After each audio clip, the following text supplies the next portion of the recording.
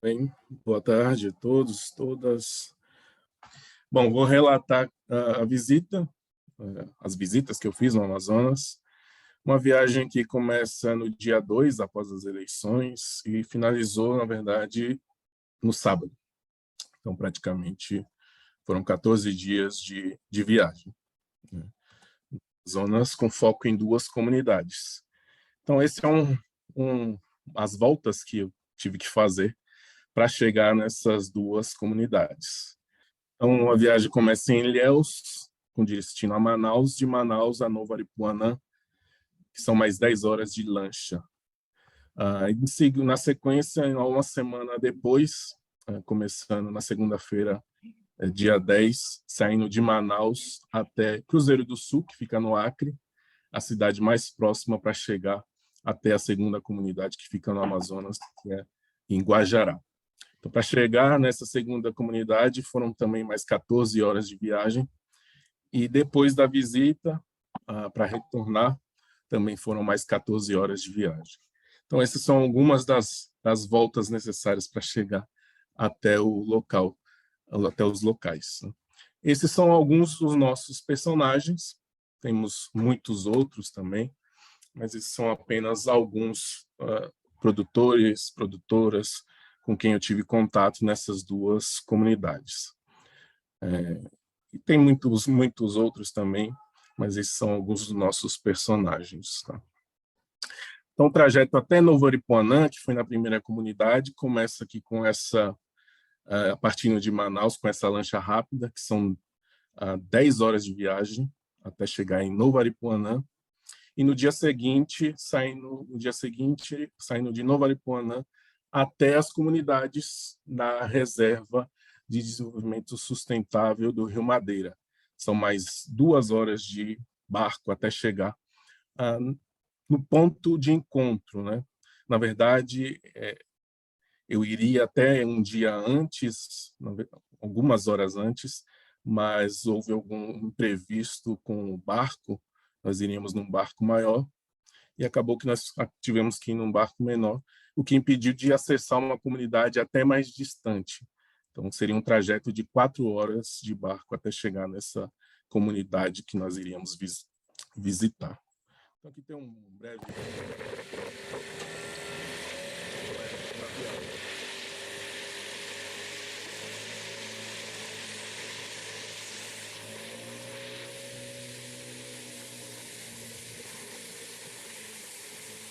Esse personagem aqui é o Lailton, ele que me acompanhou durante essas visitas nas comunidades do RDS do Madeira. Ele é o presidente da Associação dos Produtores Agroextrativistas da Reserva. Então, ele me acompanhou durante todos esses dias na comunidade local. A RDS do Madeira ela tem 45 comunidades. Então, veja a complexidade. E essa RDS fica em 3 municípios, Borba, aqui acima, Manicoré e Novo Aripuanã, que foi para onde eu me desloquei. Nesses municípios, incluindo Quari, que está um pouco mais acima, Nova Olinda, formam um cluster de municípios produtores de cacau. Então, a principal mancha de produção de cacau no Amazonas fica nessa região, tá? Em termos de quantidade. Nessa RDS, nessa região, existem, pelo que eu consegui identificar, 3 formas de organização da cadeia. Mais à frente eu vou falar sobre elas. Essas comunidades são organizadas em 6 polos, e cada uma dessas comunidades também tem uma associação local.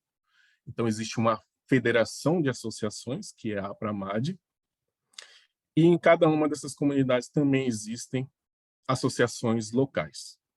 Eu visitei 4 comunidades, São Pedro do Ará, Livramento, Santa Rosa 1 e 2. Na verdade, essa visita foi simplesmente passando em cada um desses pontos para identificar os produtores e fazer as entrevistas, conversar com eles.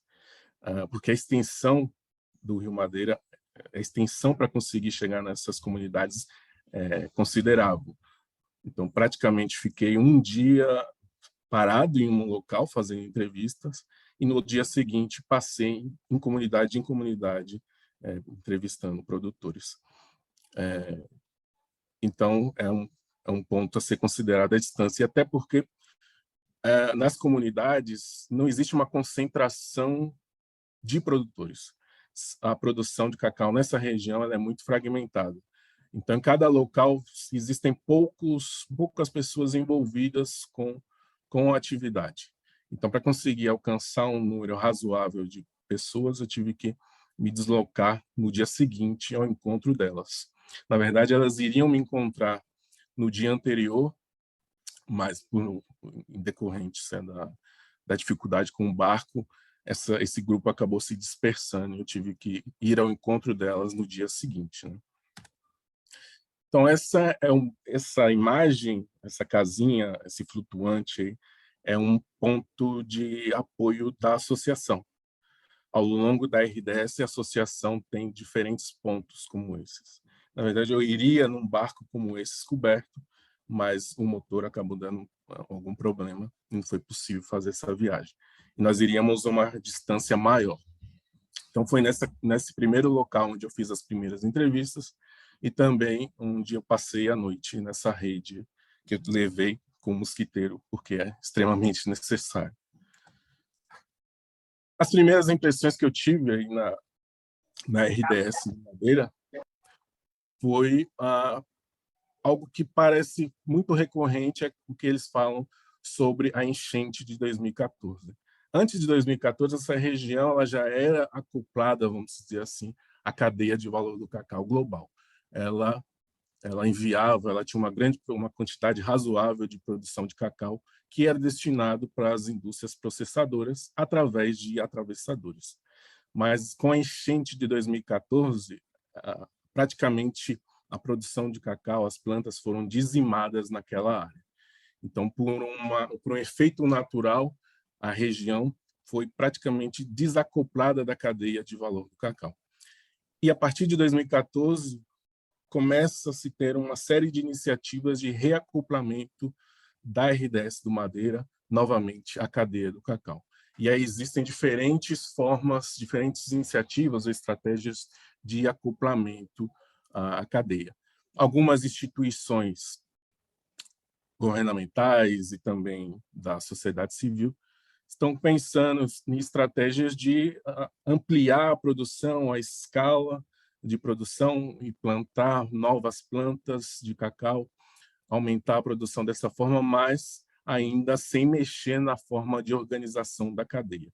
Então, elas não mexem, não estão prevendo ainda essa modificação da estrutura organizacional da cadeia, que, de certa forma, ainda é um entrave, porque existem muitos atravessadores se apropriando do valor do cacau. E também existem algumas iniciativas de alguns stakeholders da sociedade civil também, pensando em verticalização da produção. Uma comunidade que eu iria tem uma fabriqueta de subprodutos do cacau, e também de se inserirem numa cadeia de valor de cacau de qualidade com maior valor agregado. Inclusive, eu fiz uma entrevista antes de viajar com o Instituto PHSU, que desenvolve, de alguma forma, tenta organizar produtores de algumas dessas comunidades para vender diretamente para a Anacau. Então, o Instituto PHSU faz um suporte técnico e intermedia a produção de cacau para a Anacau. A governança horizontal é um aspecto que ainda precisa de ser desenvolvida, melhorada, aprimorada naquela região. São 45 comunidades, então, para organizar a produção em 45 comunidades de cacau, na verdade, não são todas que têm cacau, é algo complexo. A associação também ela não tem um viés produtivo, socioprodutivo. A associação ela não tem essa finalidade.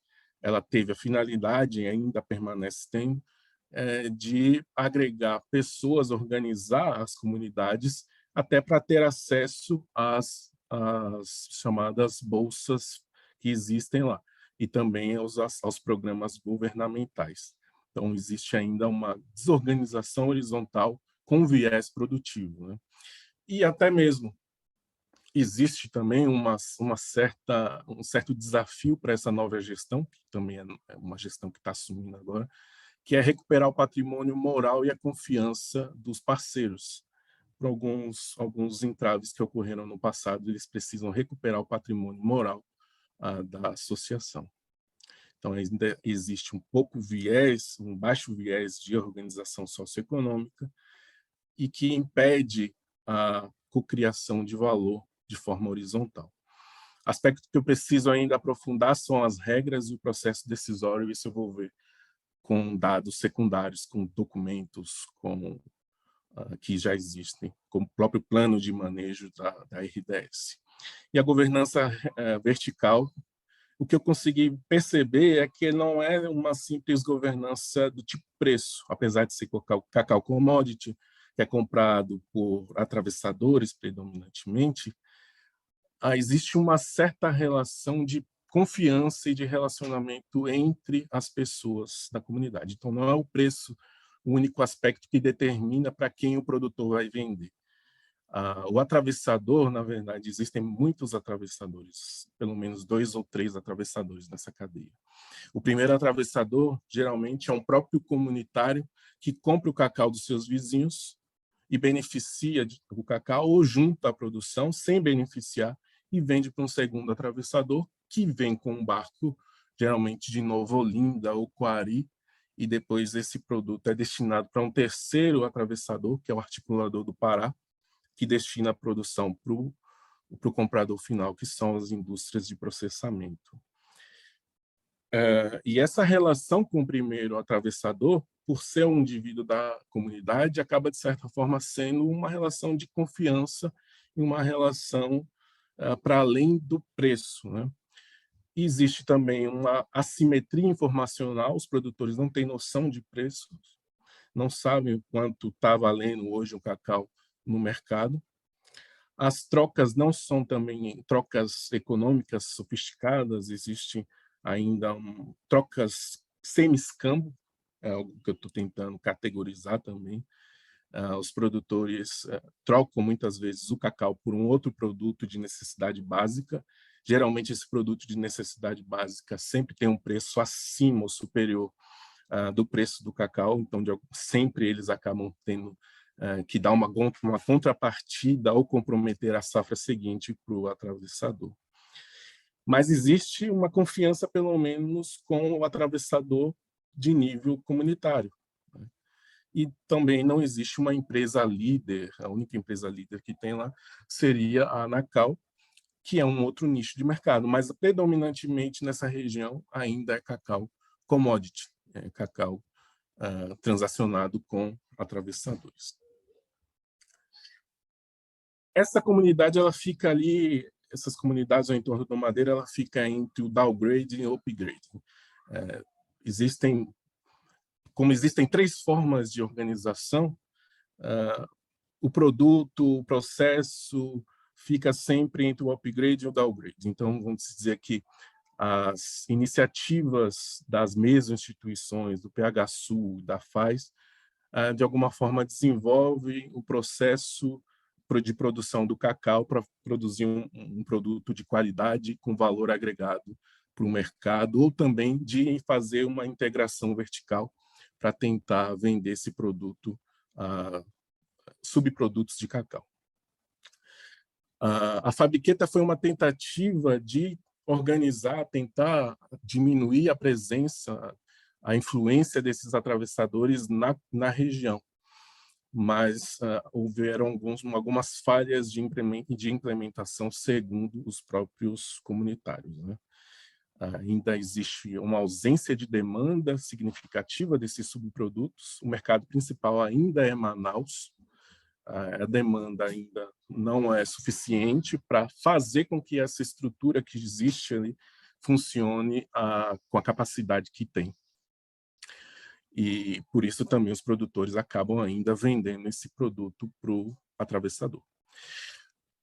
E, de certa forma, essa fabriqueta, essa estrutura, é algo que eu preciso ainda aprofundar, mas parece que existe algum tipo de apropriação dos bens coletivos. O que foi dito por algumas pessoas é que existe um grupo que controla essa estrutura. A própria associação não tem informações do que entra, do que sai dessa estrutura da fabriqueta. Alguns produtores, inclusive, utilizam ela ainda para beneficiar cacau e vender eles para um mercado de qualidade, enquanto outros produtores ainda ficam excluídos dessa estrutura que existe ali. Do ponto de vista socioambiental e dos meios de vida, me parece que existem nessas comunidades diferentes categorias de produtores. Então, tem produtores que... diferentes categorias socioeconômicas de produtores. Então, alguns estão mais bem posicionados para se apropriar de valor, enquanto outros acabam sendo, de alguma forma, perdendo valor. Existe ali também, muito marcante, uma concorrência com atividades predatórias. Eu vou rodar esse vídeo na sequência, mas é muito presente a atividade de garimpo nas margens do rio, ao entorno das comunidades em que eu visitei. E para minha surpresa, alguns produtores que eu entrevistei que trabalham com cacau, eu não esperava, isso foi uma surpresa para mim, acabam em algum momento também se envolvendo com a atividade de garimpo para complementar a sua renda. Para as pessoas, inclusive um comerciante que trabalha com cacau também, comercializa cacau, e tem um flutuante às margens do rio. Eu fiz uma entrevista com ele, com o senhor. Ele tem um bar flutuante às margens do rio. E o que ele relatou é que, para ele, o garimpo é bom, porque o garimpo movimenta a atividade econômica nas comunidades e também, para ele, é algo positivo, porque ele tem um bar ali que, final de semana, vive cheio de pessoas que receberam a sua renda do garimpo e vão gastar no seu comércio. Por outro lado, algumas pessoas que eu entrevistei relataram que as condições socioambientais locais estão piorando. Por exemplo, acesso às margens do rio para a utilização da água está sendo, em alguns locais, impedido pelas balsas de garimpo. Além de se falar da contaminação dos rios, da pesca, do peixe que essas pessoas consomem, que as comunidades consomem, que são contaminadas pelos dejetos do garimpo. E além de percepção de atividades como prostituição, abuso infantil e até mesmo violência ao entorno da comunidade, algumas comunidades, alguns locais, com pessoas circulando armadas. Então, isso foi algo que me impactou durante essa visita.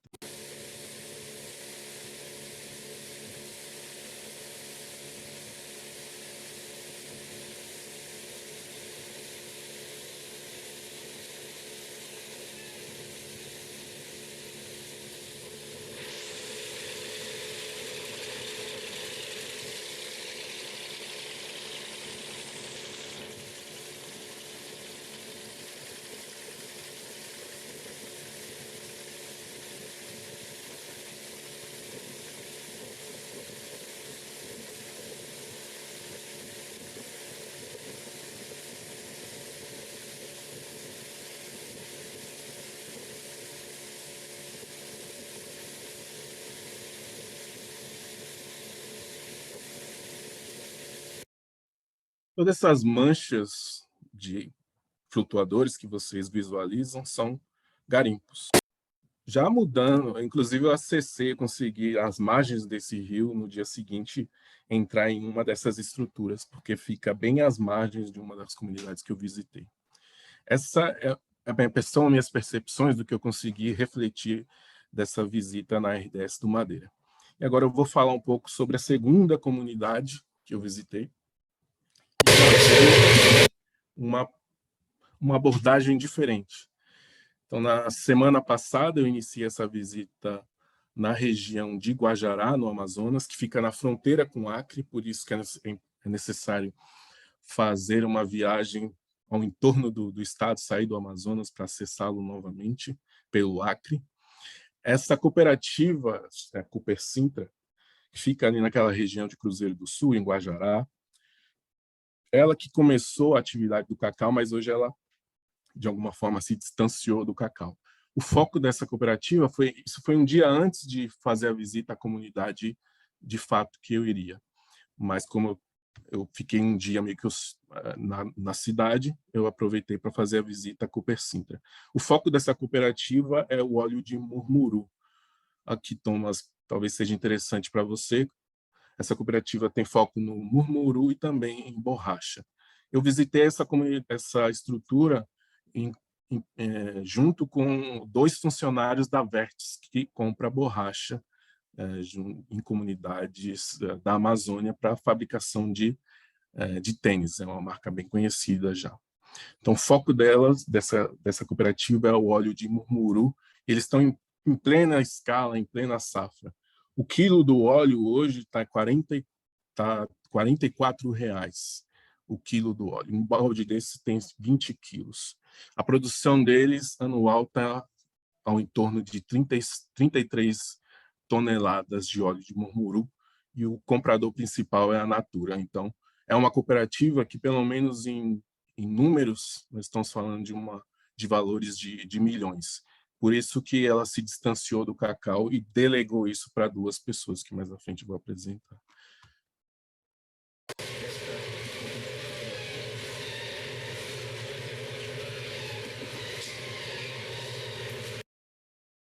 E aqui é o beneficiário.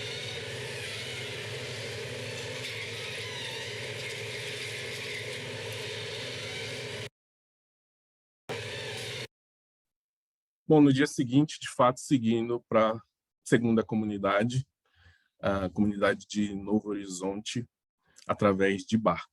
Então, a viagem foram 2 horas de viagem nesse barco aqui também, até chegar a essa comunidade. Bom, o que eu consigo perceber nesse local são a governança horizontal muito mais presente, em um nível mais avançado. É uma comunidade que me pareceu diferente, uma comunidade diferenciada. O cacau surge nessa comunidade como uma atividade a mais. Ela não se organizou para a atividade do cacau, com foco no cacau. Claro que isso veio depois. Mas já existia ali, que eu percebo, relações semifamiliares. São pessoas que nasceram e permaneceram na comunidade, se conhecem desde sempre. Então, existe uma relação de confiança na comunidade, de conhecimento mútuo. E o cacau ele surge a partir de uma pesquisa que identificou manchas de plantas de cacau na região do Guajará. E essa foi uma das comunidades que foram identificadas manchas significativas de cacau. E nessa comunidade não tem a maior mancha. A maior mancha fica em outras comunidades. São 3 comunidades com manchas significativas. Foi tentado desenvolver a atividade nessas 3 comunidades, mas a única que levou à frente foi essa comunidade do Luciano. As outras 2 estão começando agora a começar a desenvolver também a atividade do cacau, mas por influência dos resultados que essa cooperativa tem alcançado. Então, esse capital social, que eu estou chamando de capacidade dinâmica que essa comunidade tem, ela não é desenvolvida da noite para o dia, demora-se anos, demora-se muito tempo para desenvolver isso. E foi o que facilitou a atividade econômica do cacau. É uma comunidade que tem, portanto, ações coletivas horizontais mais bem estruturadas. Inclusive, é interessante de perceber, eu pude ficar nessa comunidade por mais tempo. É muito legal ver o modo como eles vivem. Então, nessa fotografia que nós estamos vendo no barco, essas pessoas são os produtores indo para o meio da floresta para pegar a matéria orgânica para fazer as mudas de restauração do cacau. Então, além do cacau nativo, existe também projeto de restauração produtiva com o cacau e também com outras culturas, mas com foco com o cargo-chefe do cacau, mas também tem espécies madeireiras sem viés econômico que eles estão implantando nesses projetos de restauração. Então, foi o SOS Amazônia que começou e provocou a comunidade a se inserir na atividade do cacau. E aí vamos ver como isso foi acontecendo ao longo do tempo. Essa comunidade, então, ela tem um chamado acoplamento estratégico. A forma de introdução, de inserção da comunidade na cadeia de valor já é mais sofisticada. E o foco deles não é mercado de cacau de commodity, mas sim cacau de qualidade. O cacau era um produto, um fruto que ficava nas plantas, na floresta, e não tinha valor econômico. E a partir da aproximação da SOS Amazônia e também de uma compradora, foi que essa comunidade se sensibilizou para começar a desenvolver o mercado de cacau de qualidade. Então, foi tanto a ONG quanto o comprador que desenvolveu as capacidades em conjunto com a comunidade. Então, duas lideranças, o Osmir e o Aires, foram capacitados lá na cooperativa de Boca do Acre. Então, as duas associações, a associação levou essas pessoas para serem capacitadas em Boca do Acre e também recebem constantemente suporte técnico, algo que não existe de forma massificada na RDS do Madeira. Então, tanto a governança vertical quanto a governança horizontal, elas contribuíram para o desenvolvimento da atividade do cacau. Então, também existe uma relação de confiança, de cocriação de valor e uma percepção de justiça distribucional com relação ao preço que se paga pelo cacau nessa comunidade. Então, é um produto que era alimento de macaco que hoje é reconhecido, inclusive, com prêmios internacionais. Os chocolates premiados da Louis Abram são chocolates fabricados com as amêndoas de cacau dessa comunidade, nacionalmente e internacionalmente reconhecidos.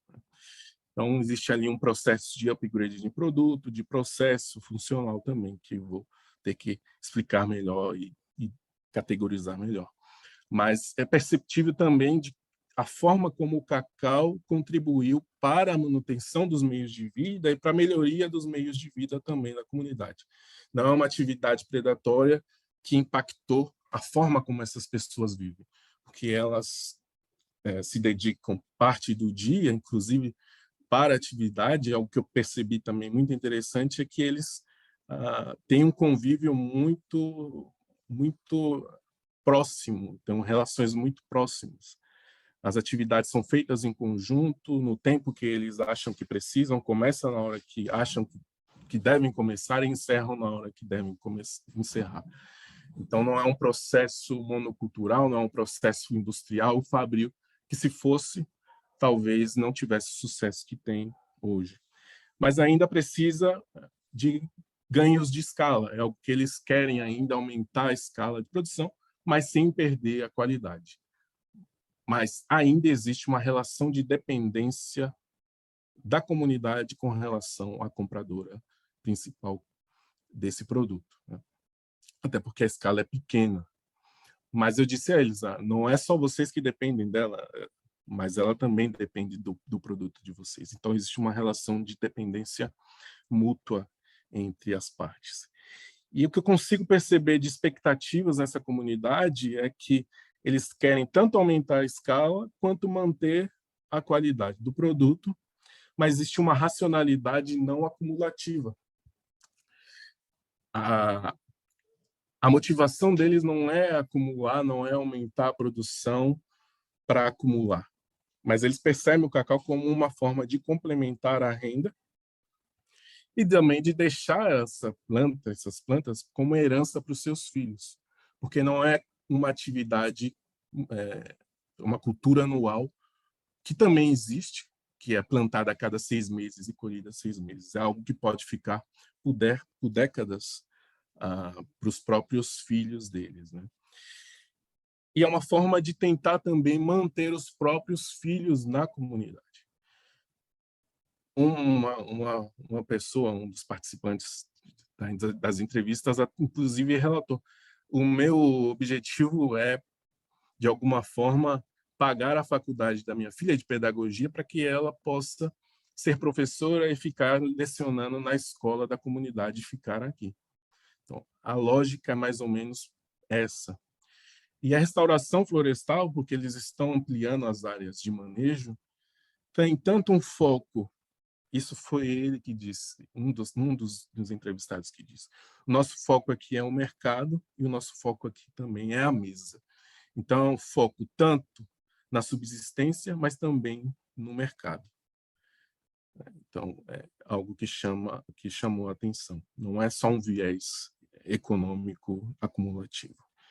Aqui eu tenho um depoimento curto de um dos entrevistados. Estamos aqui nessa minha área. Aqui eu sou o Osni e nós estamos numa área de manejo. Essa área foi a área onde a gente recebeu ajudas em conhecimentos, ou seja, nós fomos capacitados para ver como fazia o manejo e como fazia toda a prática até a secagem. E eu fui, peguei e aprontei essa área. Aqui é uma área de capoeira e eu reaproveitei e fiz a área de manejo, né? Esses pés que vocês estão vendo aqui, vocês podem nem acreditar, mas isso aqui está com 4 anos, tá? Isso aqui tem 4 anos e a mascalia tem pé com 3 anos, vai fazer 3 anos agora. E ele cresce muito rápido, isso desde que plante da forma como é a forma correta de plantio, né? Não é de qualquer jeito também. Então hoje esse daqui já tem alguns frutos, vocês veem pouco fruto ainda porque está na época da floragem. Como está iniciando agora o processo das primeiras chuvas, então vai começar a soltar mais flores e dar mais fruto. Então, como outros produtores têm também sua área de manejo, que todo mundo tem uma pequena quantidade de manejo para ajudar a área do nativo, que já é o da floresta aí.